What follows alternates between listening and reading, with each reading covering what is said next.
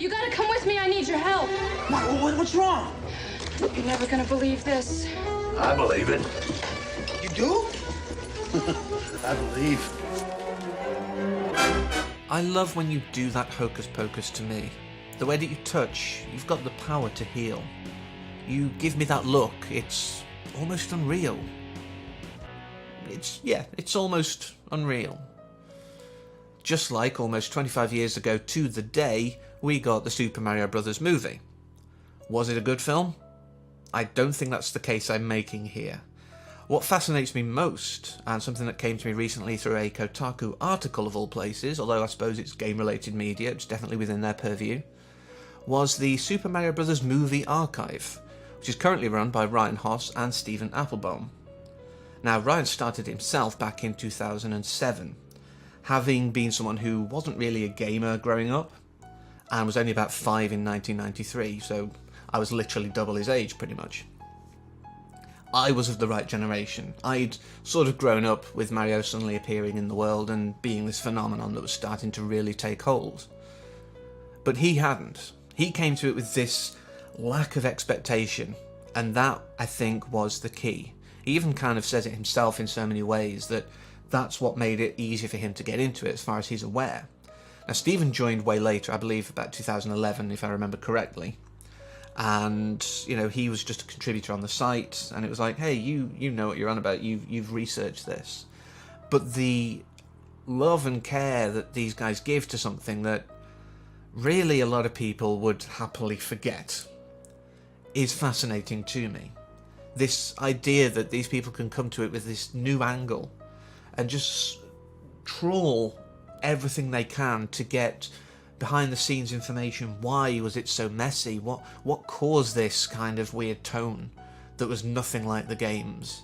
It was still kind of light-hearted and fun, but really grimdark at the same time in certain ways. You know, these guys have come to it through a completely different lens than a lot of us, and they've enjoyed it. And so I went back and revisited it myself, armed with some of the knowledge they have. Like everyone says, there's barely anything of the games, but there's so much texture. There's this Hammer Brothers shop that I never spotted the first time. There are these various different elements that are in there, these construction guys that they see early on. Could they be a Monty Mole reference? It's very possible.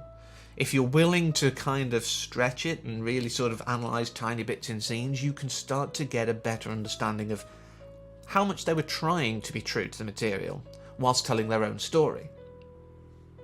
Was it a good idea to actually have them be called Mario Mario and Luigi Mario? Probably not, because it sounded really silly. These are meant to be two real people, and who in the world has the same name for both their first and last name? Is Mario even a viable surname? Probably not. But there is a charm to the film, and I even loved it back then. You know, when I was watching it first time, of course I was 10 or thereabouts. Obviously it takes a little longer for films to, or it did back then, for them to come over this side of the pond, so maybe it was more 94, 95. But, you know, I was still old enough to enjoy it for what it was. And in a way, I didn't get all the hate. You know, I was like, this is missing a lot of key elements of Mario. I could tell that then.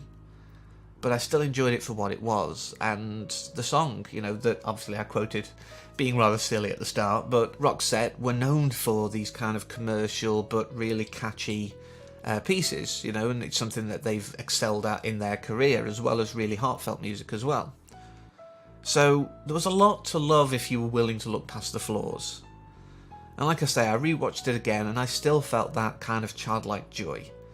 My more critical mind, you know, was picking it apart, going, really? That was the choice you made? I'm sure there was at least a handful of moments where the ADR was really off, particularly for Fiona Shaw. I think she got a raw deal. Maybe her accent on set wasn't as great and she had to go into the studio to redub most of it, because most of her lines seem just either like they're out of place, you can tell they're not part of the scene first time, or slightly out of sync, or I think both in a few cases. But that does lead me on to, you know, the cast in this. They all are bringing a different kind of level, I think, of enjoyment. From stuff we've learned later, Bob Hoskins being probably lowest on that ladder. He's the lowest rung, but consummate professional. He doesn't let it show, credit where it's due.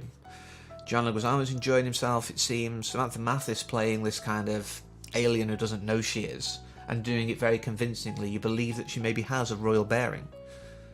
And of course, no look at Super Mario Bros. Movie would be complete without saying how perfect Dennis Hopper is to this role.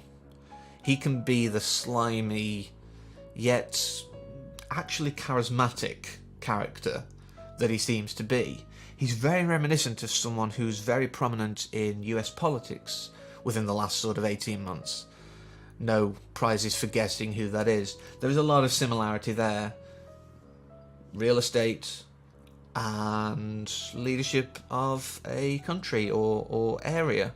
It's very close to parallels. It was predictive in some ways. Some have said, the whole sort of merging of the worlds did predict a certain incident that happened way back in 2001, but I think this is a bit of a hindsight situation. I don't think, there was any intent there. There's no coded messages. As much as I love a conspiracy theory, I don't think there's any coded messages there. It's just one of those things. It was, if you were going to do something shot in New York, that was something you'd have in your picture, and why not have that as something that was merged? I think it's shone or darkened an area of the film unnecessarily.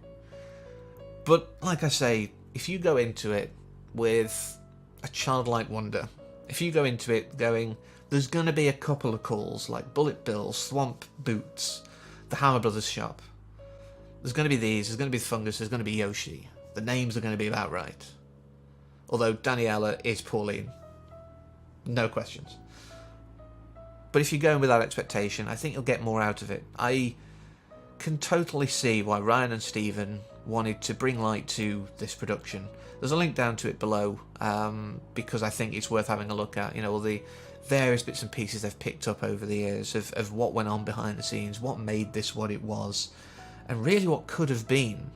There was a lot of potential for something greater. And I would be doing a disservice to the site to tell you everything that's there. So definitely have a look at it, and then watch it again with the newfound information, and just tell me you've not become a child again. So I'll be back next week with something a lot heavier and something very unusual for me. We're delving into the world of graphic novels. So I do hope you'll join me then, but until then, as always, take care.